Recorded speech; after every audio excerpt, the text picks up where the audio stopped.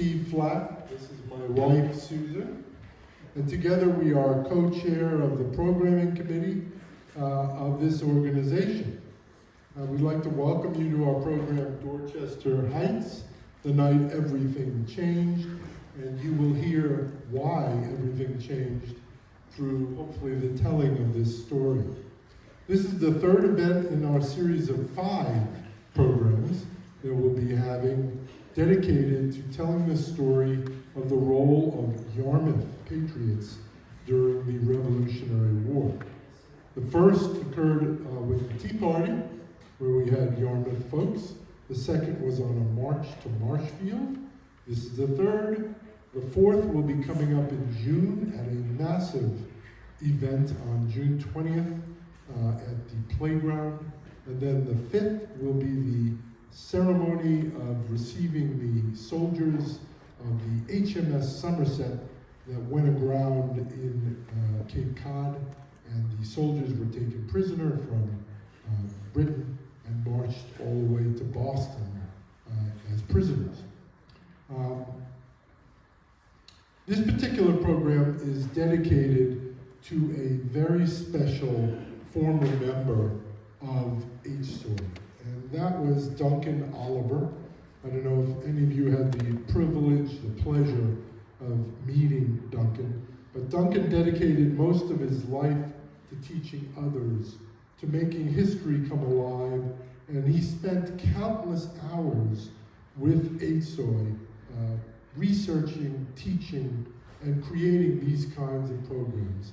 And I want to tell you that several weeks before his passing, and he passed last year, he sent me email after email of the content that would make up this program. This program was very important to him, and that was another reason why we wanted to go through with this presentation. He was so hoping to be here. Obviously, he's not.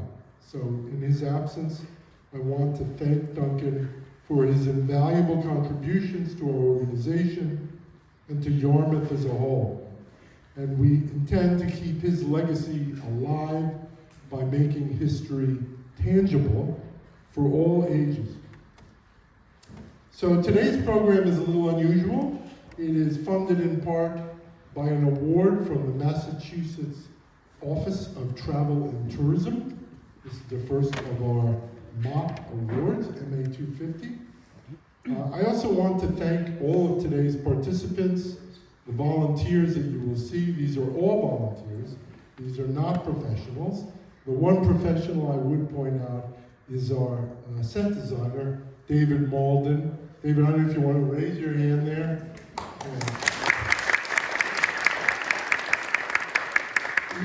He is truly an artist in every sense of the word, and he is responsible for designing and building the set that you're going to see today.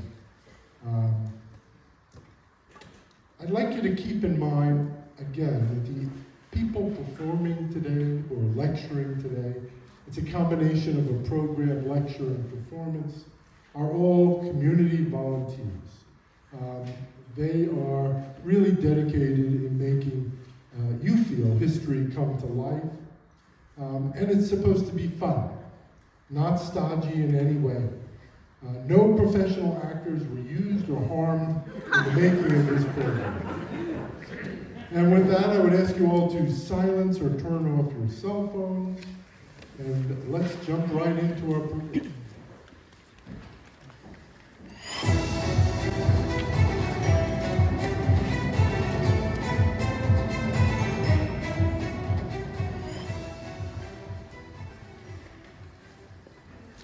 Temperance Weldon here from the Boston Gazette. We are interrupting your regularly scheduled programming for this special report, today, March 4th, 1776. Tensions are running high here in Boston with the current siege, as we are feeling more and more separated from the rest of the colonies, with many of our supply lines cut off. Escape routes out of our city are essentially closed. We'll be coming to you live with the latest from our reporter in the field, Cyrus Hall, in Cambridge. But first, let's recap the news of the day. On March 5th, 1770, one of our patriots, then 19-year-old Henry Knox, witnessed the horrible massacre that took place in Boston. Henry was a bookseller at that time, with a particular interest in books on military strategy. Today, our patriot Henry is 25 years of age, and 6 years have passed since that horrible massacre.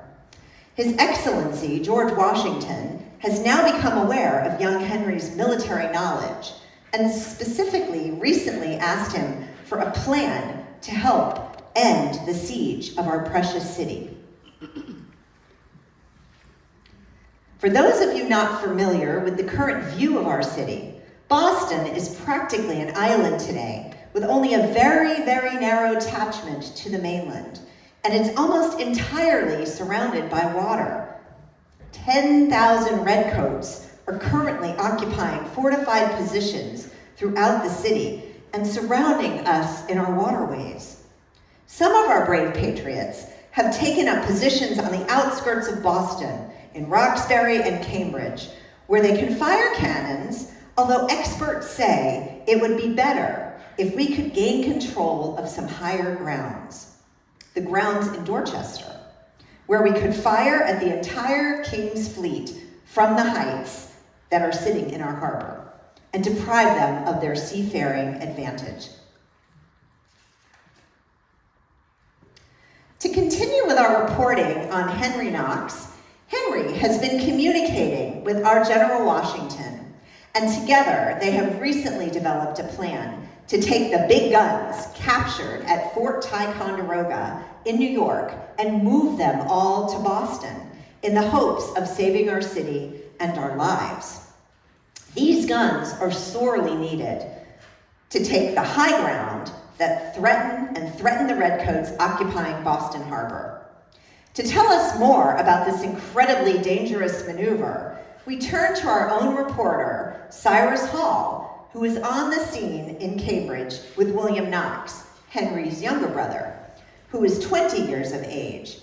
William had accompanied his brother on the journey from Fort Ticonderoga to Cambridge and will share more details of his brother's plan and the progress being made on moving those cannons to Dorchester.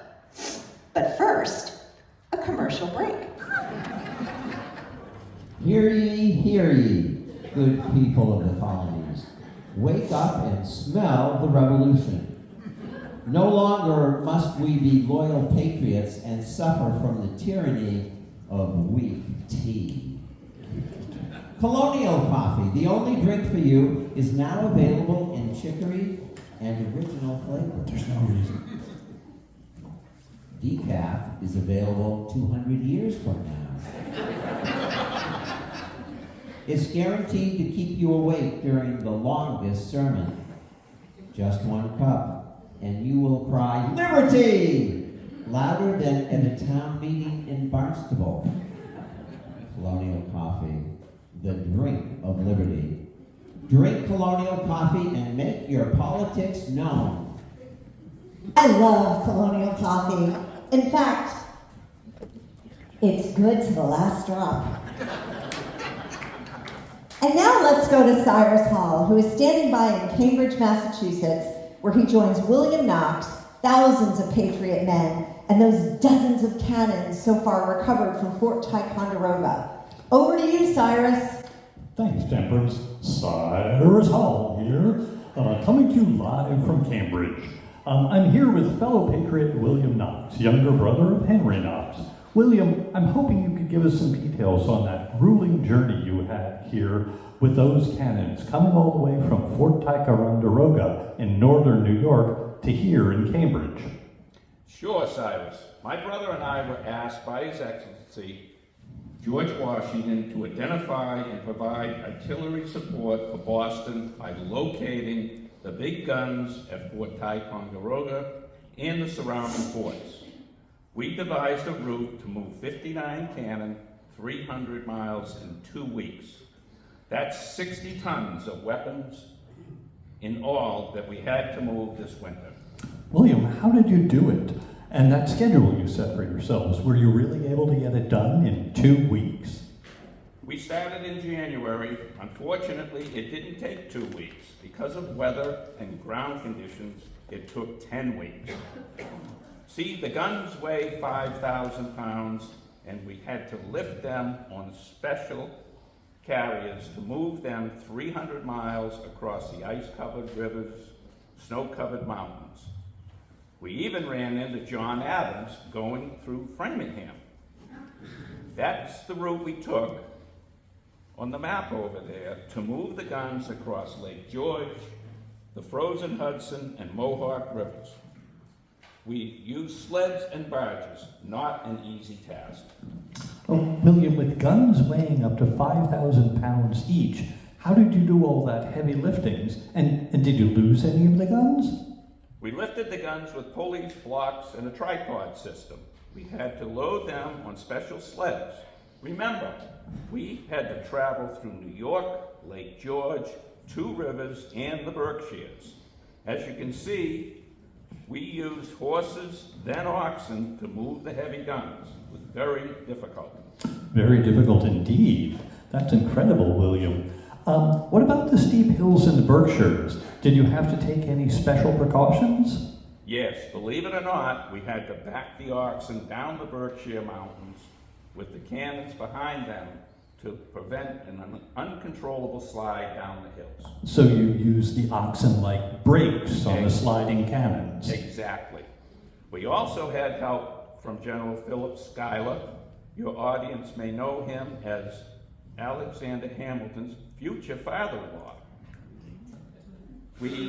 He had an ingenious idea to thicken the ice to prevent the guns from falling through the Hudson and Mohawk River. They drilled holes through the ice to let the water seep out, melt the snow, and refreeze overnight. This worked very well until we were outside Albany. A gun fell through the ice. The good people of Albany helped us retrieve the gun, and so my brother named that gun Albany to honor their help. Albany, that's a good name. So what happens to the cannons now that you brought them here to Cambridge? Well, General Washington divided the cannons into 2 groups. One group is to go to Boston to fire on British positions in Boston to create a diversion. The rest will be hauled up to Dorchester Heights by our fellow Patriots. We have about 2,000 troops heading up to Dorchester Heights, building a temporary fort to house the guns. Are you serious? You're moving all these cannons up to Dorchester in this winter weather, and you're also building a temporary pop-up fort there? Yes, time is of the essence. We are moving the cannons and building the fort all in one night. Tomorrow is March 5th, the anniversary of the Boston Massacre. We want the weapons in place when the regulars wake up tomorrow morning. Fellow Patriots, please assist me in moving this cannon to the heights. We must be mindful of its weight, so move slowly. Please maintain strict silence with orders not to speak above a whisper. Hopefully, General Thomas' team has been building our fort so the heights can receive these guns. Well, Temperance, that about does it for me here at Cambridge. I believe you have another commercial break while I make my way to our next location and prepare for that update. Thanks, Cyrus. I can see in the feed that those cannons are slowly moving from the back of the room toward us. Right now, we're going to take another quick commercial break before returning to our main story of the day. Take care of yourself, Cyrus. I hear there are redcoats everywhere. Hear ye, good citizens of the Cape. Doth thy handwriting resemble the tracks of a startled lobster? Does your pen scratch worse than a barnyard rooster at sunrise? Well then, always rely on Boston quills. Quills you can trust. Boston quills are designed with the latest turkey feather technology for a very clean line and none of the mess. Each quill is carefully chosen, trimmed, and cured, not merely plucked from any bird wandering too close to the open barn door, if you know what I mean. The letters supporting independence that you now will draft, well, they're going to be bold enough to cross the Atlantic to King George all by themselves. From our bird to your word, use Boston quills. They just don't quit, just like our Patriots. It's the new American way. Yes, I can attest that Boston quills are the best.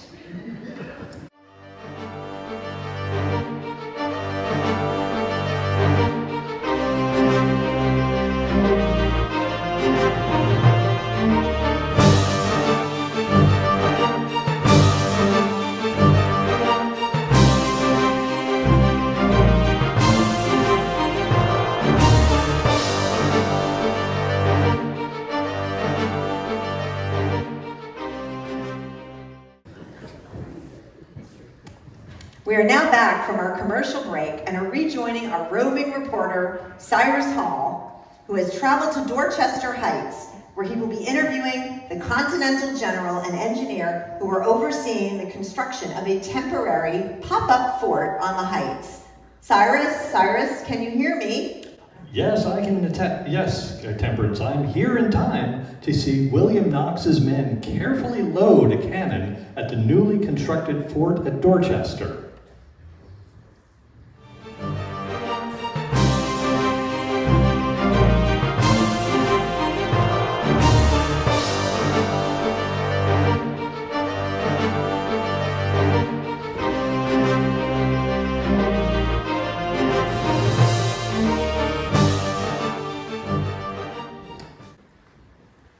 And Temperance, I have here with me Richard Gridley, chief engineer of the fort, and General Thomas, who is supervising all operations. General Thomas is in command of the troops who moved from Roxbury and Cambridge to Dorchester. Mr. Gridley, can you tell me what you're up to here in Dorchester? Well, yes, Cyrus. I am the chief engineer in charge of building these works, this fort on Dorchester Heights. And we have to do it in basically that we don't have anything around us that we could just use. So everything had to be carried up here. Everything had to be assembled somewhere else, then built and carried up to build this fort. We have tried all kinds of things, but we tried to make these special kinds of walls that we could carry that were made of sticks and wood and rope that we used to get up here so that we could bring them portably to the top of the hill.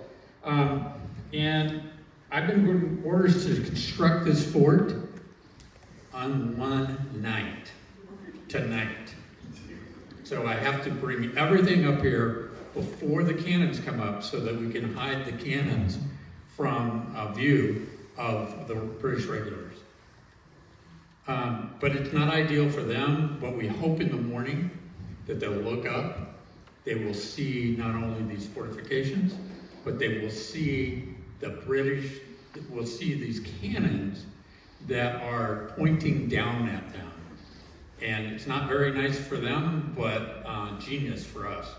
So we're hoping that it'll work out great. That's unbelievable, Richard. But it might just work. Can you help me understand exactly how you're able to build the fort so quickly and in the middle of winter? Well, Cyrus, as you know, I was in the Bunker Hill, which is where I injured my leg, seriously. And I learned that preparation is the absolute key to success. So I had the help of a capable engineer, Rufus, Rufus Putnam, who together with many of our Patriots, we were building this fort out of collected, as I said, sticks and pieces of wood and rope. And we fastened them together into these kind of containers We called them fascines. Aha. However, the portable cylinders we placed in the configurations to make a wall, and as we did it, but one of the problems that you can realize, it's not a heck of a lot of protection. So hopefully the weather's going to be cooperative with us. That will help us with these installations.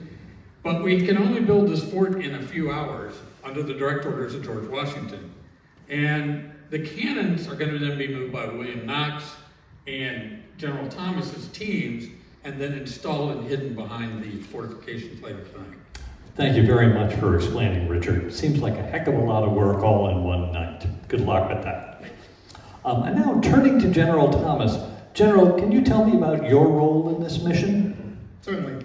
Well, Cyrus, tonight I'm leading somewhere between 2,000 and 3,000 men from Roxbury and Cambridge to Dorchester Heights with these pre-made bundles of wood. We are installing them and then eventually positioning the big guns in place so that when the King's men wake up tomorrow morning, March 5th, oh boy, they won't know what hit them. As Her Excellency said to our troops earlier today, we do this in part on this particular day to honor the brave Patriots who died in the massacre 6 years ago to the day in Boston. We hope that this bold move will force the King's Navy to flee the area when they lay eyes on our guns. Oh boy, indeed. Do you think it will work, General? We shall see. We shall see. Weather may be in our favor tonight and tomorrow morning, as it is hazy below but clear up on the heights, and they are illuminated by the bright moon tonight. That means the regulars won't be able to see what we are up to, and we should have plenty of light to accomplish our tasks. Thank you, General. Temperance, turning back to you as I get ready for my next assignment. Well, Boston, if this siege was not enough for us to deal with right now, as often is the case in February or early March around these parts, we understand there is a fierce nor'easter heading our way. Can you imagine that? A giant winter blizzard heading toward us. I think I can. So the following weather report is sponsored by Poor Richard's Almanac. If you need to plant crops, rely on Poor Richard's Almanac to tell you when. To tell us more about this upcoming weather event is our very own Richard Saunders, founder of Poor Richard's Almanac. Richard, can you tell us about this weather coming to the Boston area? Well, Temperance, unfortunately for the people of Boston, a huge winter storm is headed our way. The only silver lining to this storm is that it will make conditions miserable for British occupation. And maybe they won't be able to take any action against our fair city. The storm is expected to bring us heavy snow and high winds, making travel difficult or even impossible. Mariners should stay off the water for the next several days. I will update you as we learn more. Over to you, Temperance. Thanks, Richard. Returning now to our special report. It is nighttime now, March 4th in Boston, and preparations are being made to finish loading those cannons and building the pop-up fort at Dorchester Heights.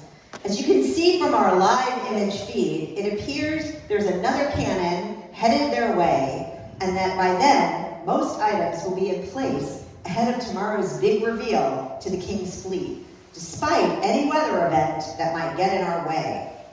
Our very own Cyrus Hall is back on the story at Dorchester Heights, and this time is with the militia helping to complete the fort and load the cannons. Cyrus, can you tell us who you're with and what their story is? That's correct, Temperance. It now appears that the fort is completed and the cannons are installed. Now we await the dawn to see what General Howe does when he sees this fort and our cannon pointing down at his fleet. We're also watching the weather, as that may also affect what General Howe decides to do.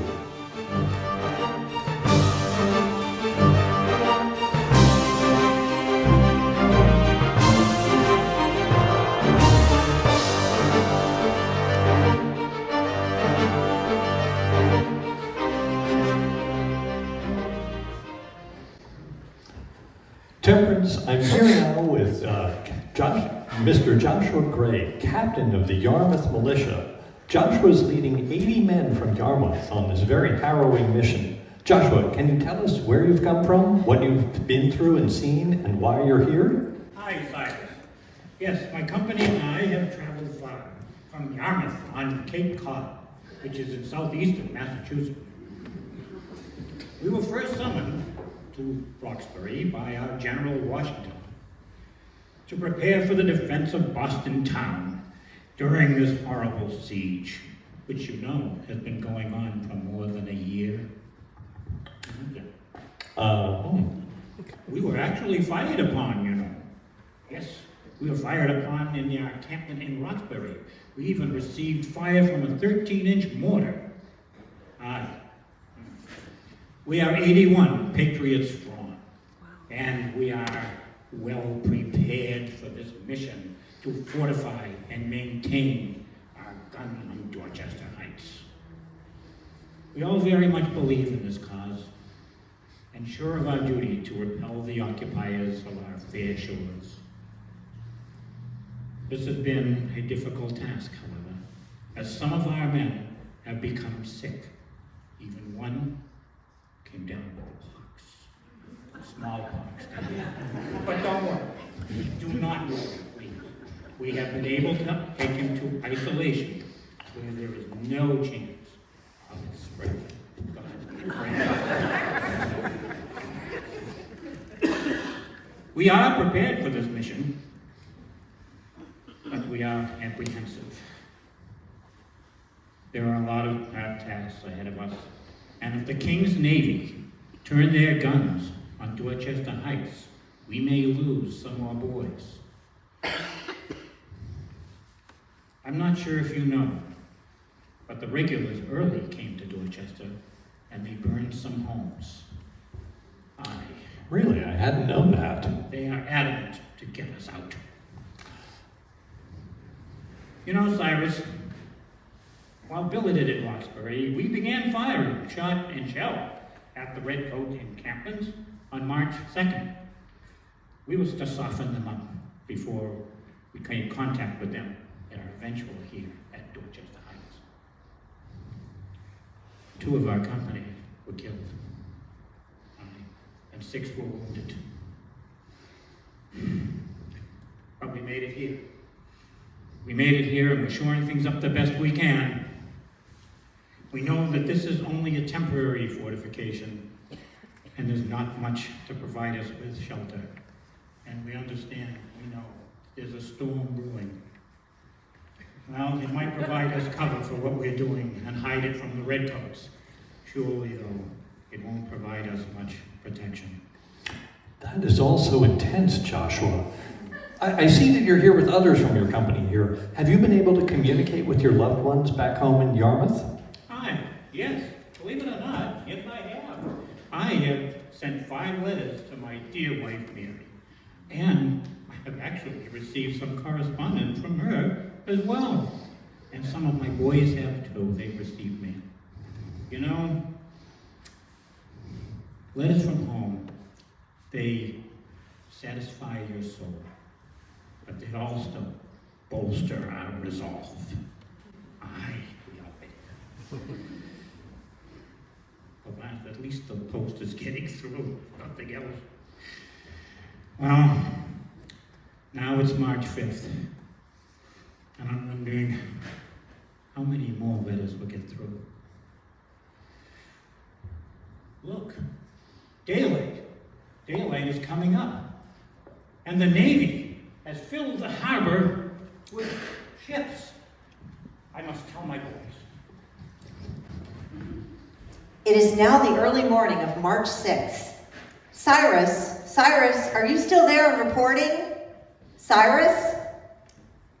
I seem to have lost connectivity with Cyrus and Joshua, probably from the storm.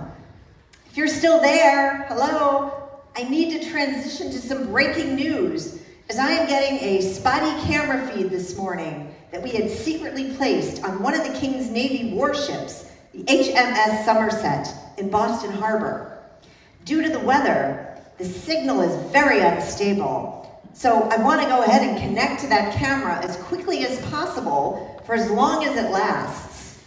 I'm hoping we can get a quick peek at what those red coat leaders are saying this morning in response to that violent nor'easter and waking up to see the placement of the fort and cannons above them in just 2 nights ago at Dorchester Heights.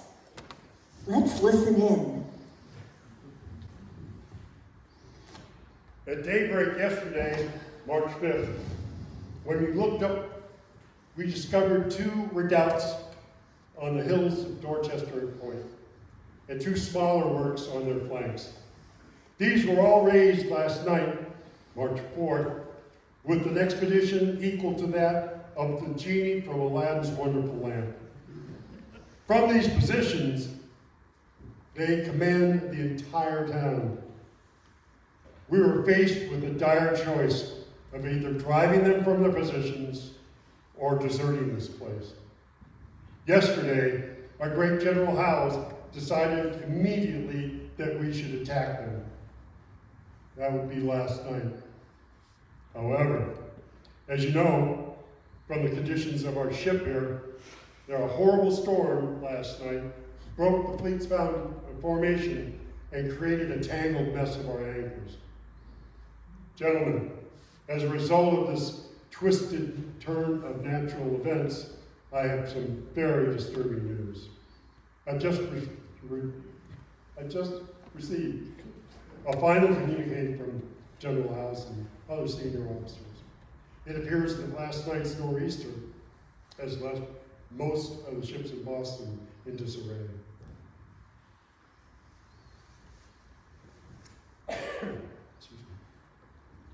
While we had hoped to turn our cannons upward and remove them from their positions, a coordinated attack now seems very difficult, if not impossible. Our men cannot scale easily the heights of Dorchester Heights without imminent death, as we experienced at Bunker Hill. Those heights are now wet and covered with snow and ice, making it just about impossible and too dangerous for us to attempt a landing there. Admiral, I have not been in contact with General Howe's headquarters as of yet. What does this mean for us in the Army? For it seems that these rebels have been able to do in one night what it would take us 3 to 4 months to accomplish. What I'm saying, gentlemen, is that General Howes has ordered a complete evacuation of Boston. All 10,000 troops and all of our vessels are to depart Boston in the next fortnight under an agreement of safe passage. I realize how disheartening this should be to you as it is to all of us, but we will live to fight again. I assure you that General Howes has that on his mind. Wow. That is most incredible. And you all heard that in real time from one of the commanders of the King's Fleet, brought to you live on our special report newsfeed. Maybe there's an Emmy in my future. What an incredible job by the Patriots, and a monumental and game-changing victory for our Patriot cause. In fact, I believe this will be looked at in the future as one of the most pivotal moments of our fight for freedom, and it will certainly accelerate the course of our path to independence. This will define our history for years to come. Cyrus, can I get you back? Are you there for any final report? Do you agree? Temperance, these last few days have been extraordinary. It's one for the history books. It was a thrill to be here live and report on these events. The ingenuity shown by George Washington, the Knox brothers, and all the militia and patriots in such difficult circumstances boggles the mind. It has been my honor to report on this pivotal turn of events. In fact, I believe this calls for a joyous moment of official celebration. So you know what I'm thinking, Temperance? I do. It's time for a hip hip huzzah! Everybody join in. Hip hip huzzah! Hip hip huzzah! Now from Dorchester Heights, back to you, Temperance. This is Temperance Weldon here, and that concludes our special reporting of the Boston siege and evacuation. It is now March 17, 1776, and we will return you to your regularly scheduled program.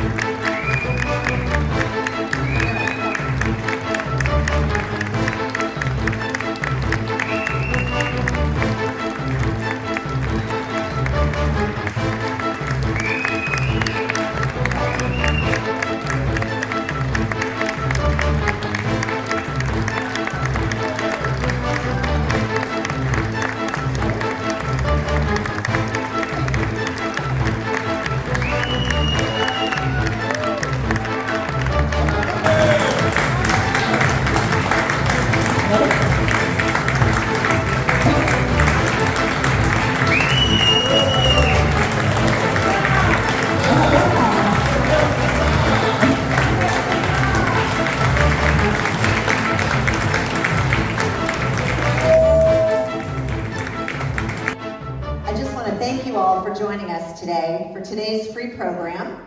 If you enjoyed this program and want to see more like it, we certainly would welcome your financial support with a donation to the Historical Society of Old Yarmouth today. Please see our table in the back where there's donation boxes, or you can use the QR code to donate online. If you'd like to support us even more, we'd love to have your involvement. Consider joining as a member or signing up to help volunteer. We have lots more programs and really interesting things planned. You can tune in to HSOY.org to stay up to date with more revolutionary programming this anniversary year and other things that we're doing. Now, it's also March 14th, which is Pi Day. And so in honor of Pi Day, we're gonna circle up and enjoy some pie and refreshments in the lobby. Have a great weekend. Thank you so much for joining us. And thank you again to all the cast and volunteers. And enjoy your weekend and make it